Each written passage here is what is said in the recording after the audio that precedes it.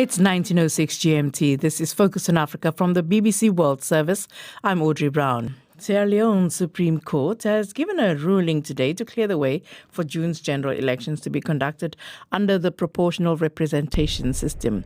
The presidential proclamation became contentious when the main opposition, APC, criticized it, saying the action was against the country's constitution. It led to fisticuffs in parliament when the instrument was laid down. The opposition later went to the country's highest court, where the ruling has been no less contentious. Umaru Fofanah was there, and he sent us this report.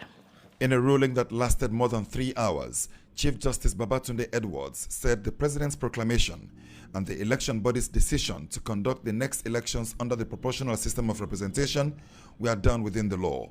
The sitting by the Supreme Court, functioning as the country's constitutional court, was carried live on radio and television, which is a rarity here.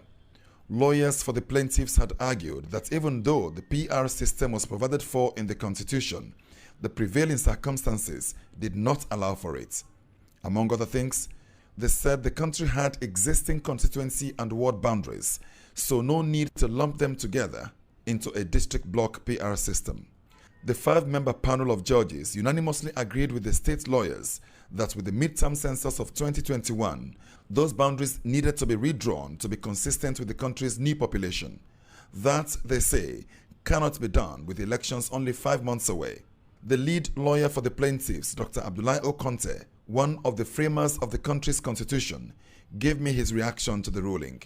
My off-the-cuff reaction is that it's a sad day for the rule of law in this country, when the issues the plaintiff sought to have vindicated in court were so clear, and I hope ably presented before the court. But they thought otherwise. That's their prerogative and discretion.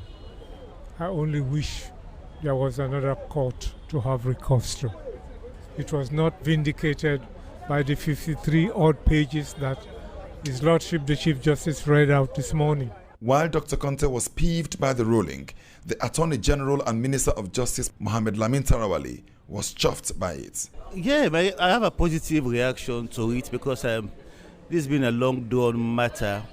It started when it began when I started piloting the elections bill in Parliament, and for me it's not surprising that the first plaintiff was the person who was putting all this pressure, raising all these issues in Parliament. The ruling now of the Supreme Court will stand the test of time.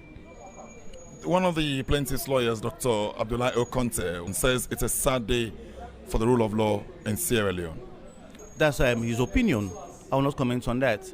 But for the ordinary man of this country, this ruling at least exonerates vindicates the justice system, vindicates the government, particularly the president. With Parliament and now the country's highest court having cleared the way for the PR system, the opposition APC party say the recent actions by the election body prove their fears. The Electoral Commission has published the complexion of the next Parliament. It will have an additional 3 seats, which have gone to ruling party areas.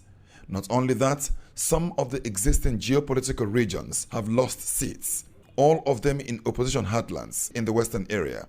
But many have attributed this to the APC party's decision to boycott the midterm census of 2021. Figures from the midterm census and the earlier 2015 one were used to determine the number of seats in the next parliament. Under the new PR system, a party gains seats in the House based on the percentage of popular votes in each of the country's 16 geographical districts.